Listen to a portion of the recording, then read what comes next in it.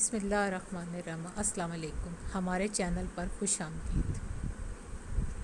اگر آپ ہمارے چینل پر نئے ہیں تو پلیز ہمارے چینل کو سبسکرائب کریں، اور اگر آپ کو ویڈیو اچھی لگے تو لائک اور کمنٹس ضرور کریں۔ آج میں آپ کے لیے جو واقعہ لے کر آئی ہوں وہ ہے ابلیس کا دیس نکالا اور حضرت آدم علیہ السلام کا قیام جنت اور حوا علیہ السلام کی زوجیت۔ ویڈیو کا آغاز کرنے سے پہلے میں آپ سب لوگوں سے صرف اتنا کہنا چاہوں گی کہ وہ دن دور نہیں جب ہم سب کو اپنے اعمال کا صلہ ملے گا، اچھے اعمال کا اچھا اور برے اعمال کا برا۔ ابھی بھی وقت ہے، توبہ کر لیں اور سیدھے راستے پر چلیں، اس راستے پر جو راستہ ہمارے رب نے ہمیں بتایا، نہ کہ شیطان کے راستے پر، جس کا ٹھکانہ جہنم ہے اور اس کی پیروی کرنے والوں کا۔ چلتے ہیں اپنی ویڈیو کی طرف۔ اور جب ابلیس نے حضرت آدم علیہ السلام کو سجدہ کرنے سے انکار کر دیا تو اللہ تعالیٰ نے اس کو کہا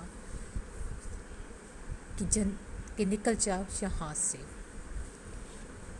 اس سے معلوم ہوتا کہ اس وقت ابلیس جو ہے وہ آسمان پر تھا، کیونکہ قرآن میں ارشاد باری تعالیٰ ہے، اور اللہ تعالیٰ نے ابلیس سے فرمایا کہ اس سے اتر جاؤ، اس سے نکل جاؤ۔ اس سے معلوم ہوتا ہے کہ اس وقت ابلیس آسمان پر تھا، جہاں سے اس سے نکلنے اور اترنے کا حکم ہوا ہے، اور اس نے جو مرتبہ و مقام عبادت کی بنا پر فرما برداری اور عبادت میں فرشتوں جیسا ہونے کی وجہ سے حاصل کیا تھا، آخر تکبر، حسد اور اپنے رب کے حکم کی خلاف ورزی کی وجہ سے اس سے بھی محروم ہو گیا۔ حضرت آدم علیہ السلام کا قیام جنت اور حوا علیہ السلام کی زوجیت۔ سورہ بقرہ کی آیت نمبر 35 میں ہے، اور ہم نے حکم دیا، اے آدم رہا کرو تم اور تمہاری بیوی بیشت میں، اور دونوں اس میں سے بافراغت کھاؤ جس جگہ سے چاہو، اور اس درخت کے نزدیک نہ جاؤ، ورنہ تم بھی انہی میں شمار ہو جاؤ گے جو اپنا نقصان کر بیٹھتے ہیں۔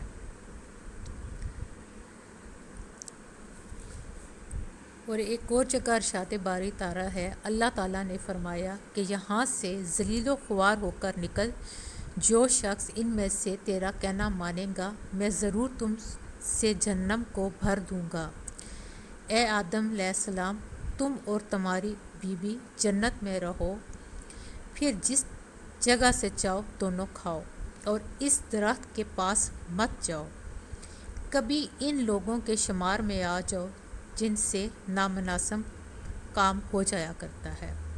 سورۃ طٰہٰ میں بھی ارشاد باری تعالیٰ ہے، اور وہ وقت یاد کرو جب کہ ہم نے فرشتوں ارشاد فرمایا کہ آدم علیہ السلام کے سامنے سجدہ کرو، سب نے سجدہ کیا سوائے ابلیس کے، اور اس نے انکار کیا، اور پھر ہم نے آدم علیہ السلام سے کہا، اے آدم یاد رکھو بلا شبہ یہ تمہارا اور تمہاری بیوی کا دشمن ہے، سو کہیں تم دونوں کو جنت سے نکلوا نہ دے، پھر تم مصیبت میں پڑ جاؤ۔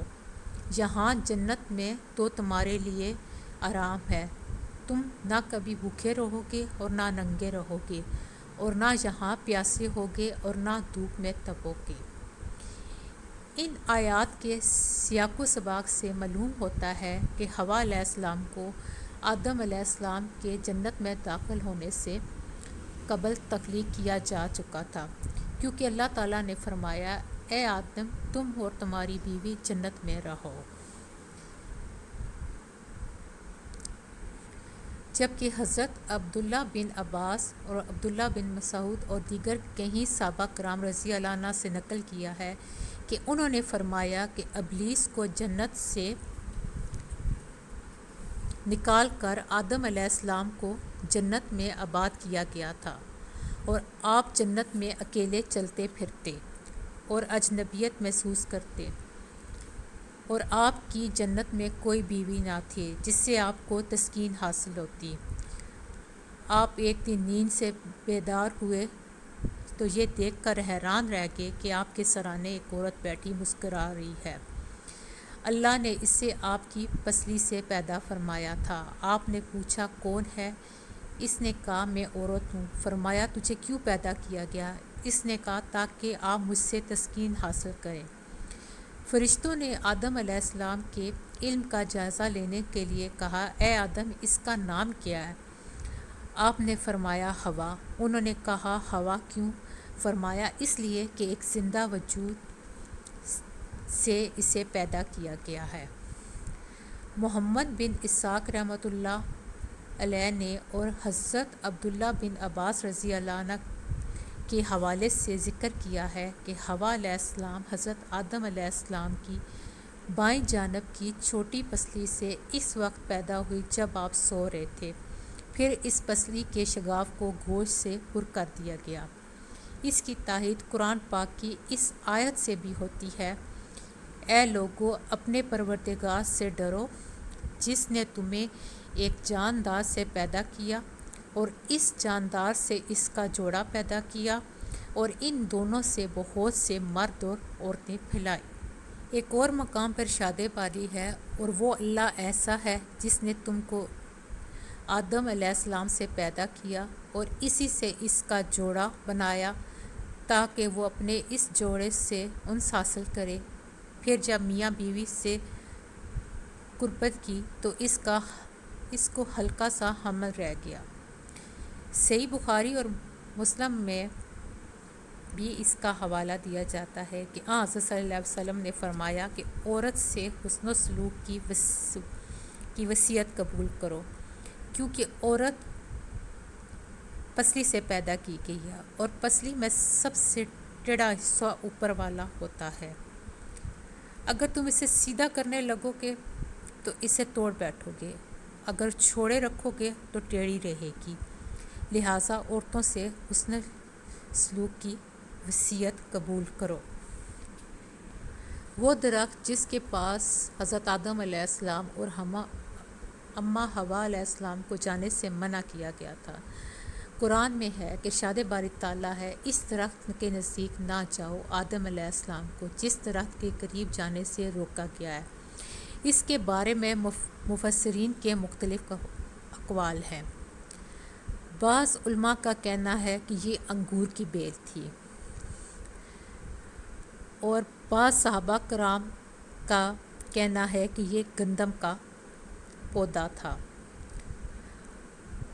اور بعض مفسرین کہتے ہیں کہ اس کا دانہ مکھن سے زیادہ نرم اور شہد سے زیادہ میٹھا تھا، اور کچھ مفسرین کا کہنا ہے کہ وہ کھجور کا درخت تھا، جبکہ چند ایک نے کہا کہ وہ زیتون کا درخت تھا۔ یہ کوئی ایسا درخت تھا کہ جو اسے کھا لیتا اسے قضائے حاجت کی ضرورت ہوتی تھی، اور وہ جنت میں قضائے حاجت کی ضرورت پیش آنا غیر مناسب سی بات تھی۔ بہرحال یہ اختلاف معمولی ہے، چونکہ اللہ تعالیٰ نے اس درخت کا قرآن میں باقاعدہ نام کے ساتھ کوئی ذکر نہیں کیا، تو اسی میں کوئی مصلحت ہوگی۔ اگر اللہ تعالیٰ چاہتے تو وہ ضرور اس کی وضاحت کرتے، جیسے کہ اللہ تعالیٰ نے قرآن پاک میں کہیں چیزوں کا کہیں مقام پہ ذکر کیا۔ بہرحال اس بحث میں پڑھنے کی ضرورت نہیں کہ وہ کون سا درخت تھا، اگر اللہ تعالیٰ نے قرآن میں نہیں بتایا تو اسی میں ہی کوئی ہم لوگوں کے لیے بہتری ہوگی۔ تو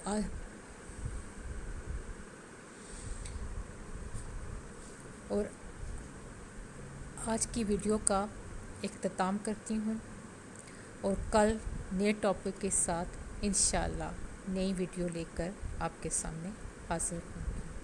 اپنے اور اپنے پیاروں کا خیال رکھیے گا۔ اللہ حافظ۔